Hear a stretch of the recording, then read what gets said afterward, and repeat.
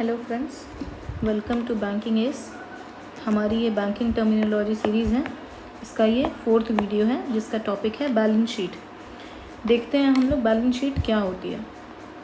Balance sheet जो है किसी भी कंपनी का एक फ़िनैंशियल स्टेटमेंट है जो ये बताता है कि उस कंपनी की फ़िनैंशियल पोजीशन अभी के डेट में, यानी जिस डेट में बैलेंस शीट बनाई जा रही है उस डेट में कैसी है, कंपनी कितने प्रॉफिट में है या कितने लॉस में है या उसका क्या वर्थ है आज के डेट में, ये हमें बैलेंस शीट बताता है। बैलेंस शीट हमें क्या क्या चीज़ों के बारे में इंफॉर्मेशन देता है। बैलेंस शीट हमें बताता है एसेट्स के बारे में, मतलब कंपनी के पास क्या क्या है। लाइबिलिटीज़ के बारे में, मतलब कंपनी को किसको क्या देना है। और ओनर की इक्विटी, मतलब आज के डेट में ओनर का क्या नेटवर्थ है। ये इसका एक फंडामेंटल अकाउंटिंग इक्वेशन है, ये उसे ही फॉलो करता है कि इक्विटी और लाइबिलिटीज़ को अगर हम लोग मिला देते हैं तो हमारा एसेट बनता है। अभी components of a balance sheet हम देखेंगे कि बैलेंस शीट के कंपोनेंट्स क्या होते हैं। तो बैलेंस शीट का सबसे पहला कंपोनेंट है हमारा एसेट, यानी कि हमारी कंपनी के पास क्या क्या है। तो ये वो चीज़ें हैं जिनकी इकोनॉमिक वैल्यू है और जो कंपनी के हाथ में है, जैसे कि कैश हो गया या मशीन्स हो गई या कुछ सिक्योरिटीज़ हो गई या पैटेंट्स हो गया। इसके दो टाइप हैं, current asset and non current asset. तो सबसे पहले करंट एसेट क्या होता है। करंट एसेट जो है शॉर्ट टर्म एसेट्स हैं जो 1 साल के अंदर हम कभी भी कैश में कन्वर्ट कर सकते हैं। इसमें क्या क्या चीज़ें होती हैं, सबसे पहला तो कैश ही हो गया। उसके बाद कैश इक्विवेलेंट, मतलब एक तरह से समझिए हमारे अकाउंट में जो पैसा रखा है वो कैश इक्विवेलेंट हो गया हमारा। उसके बाद है अकाउंट्स रिसीवेबल, मतलब हमें किनसे कितना पैसा मिलने वाला है, यानी कि हमारे कस्टमर्स कितना हमें देने वाले हैं। इन्वेंट्री, यानी हमारे पास रॉ मटेरियल कितना है या हमारे पास फिनिश्ड गुड्स कितने हैं।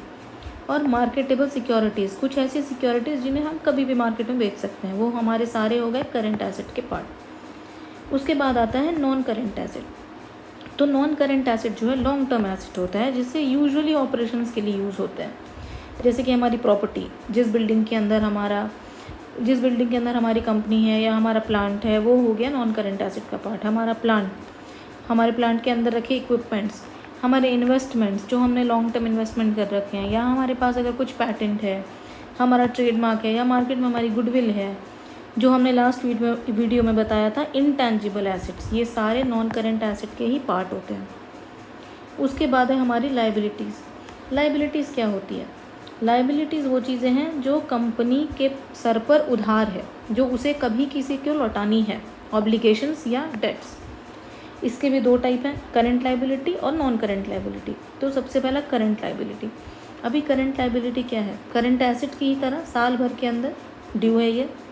उसमें क्या क्या है, अकाउंट्स पेएबल, मतलब हमें किसे कितना पैसा देना है। उसके बाद शॉर्ट टर्म लोन्स, जो साल भर के अंदर हमारा लोन पूरा होने वाला है, जैसे कि फॉर एग्जांपल मान लीजिए गोल्ड लोन साल भर के अंदर बंद करना होता है। उसी तरह शॉर्ट टर्म लोन्स और टैक्सेस पेएबल, हमें क्या टैक्स देना है साल भर के अंदर, वो हमारे करंट लाइबिलिटी का पार्ट है। उसके बाद non current liabilities. Non current asset की ही तरह लॉन्ग टर्म है। इसमें हमारा लॉन्ग टर्म लोन आता है, कुछ बॉन्ड्स हैं जो हमने ले रखे हैं वो हमें देने हैं। और डेफर्ड टैक्स लाइबिलिटीज़, मतलब कुछ ऐसे टैक्सेस जो हमें धीरे करके साल दर साल पे करना है, वो हो गए डेफर्ड टैक्स लाइबिलिटीज़। ये सारे जो है नॉन करंट लाइबिलिटीज़ के पार्ट हैं। उसके बाद आता है इक्विटी, यानी कि किसी भी बिज़नेस में ओनर का कितना शेयर है, किसी भी बिज़नेस में आज के डेट में ओनर के पास क्या क्या है। तो उसमें आता है एसेट में से जब हम लोग लाइबिलिटीज़ को माइनस कर देते हैं तो जो भी चीज़ें बचती हैं वो सभी, उसमें क्या क्या है, कॉमन स्टॉक, यानी कि शेयर्स कितने हैं हमारी कंपनी के। रिटेन्ड अर्निंग, मतलब ऐसी अर्निंग जो डिविडेंड के तौर पे बांटने के बाद बची हैं। उसके बाद एडिशनल पेड इन कैपिटल, हमारे पास इन्वेस्टर से और कितना पैसा आना है, ये सारा इक्विटी हो गया। अभी बैलेंस शीट क्यों ज़रूरी है। बैलेंस शीट ज़रूरी है क्योंकि ये किसी कंपनी के फिनैंशियल हेल्थ के बारे में बताता है, दिखाता है कि कितना एसेट्स है उसके पास, कितनी लाइबिलिटीज़ हैं। इन्वेस्टर्स के लिए या क्रेडिटर्स के लिए या कंपनी के मैनेजमेंट के लिए कोई भी डिसीजन लेना बहुत ही ईजी बना देता है ये।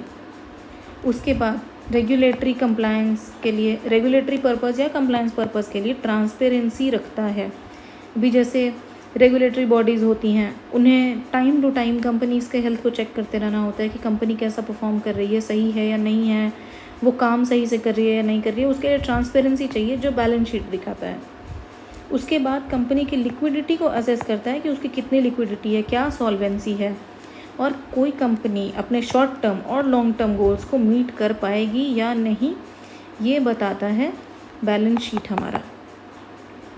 इस वीडियो के लिए इतना ही। Thank you so much.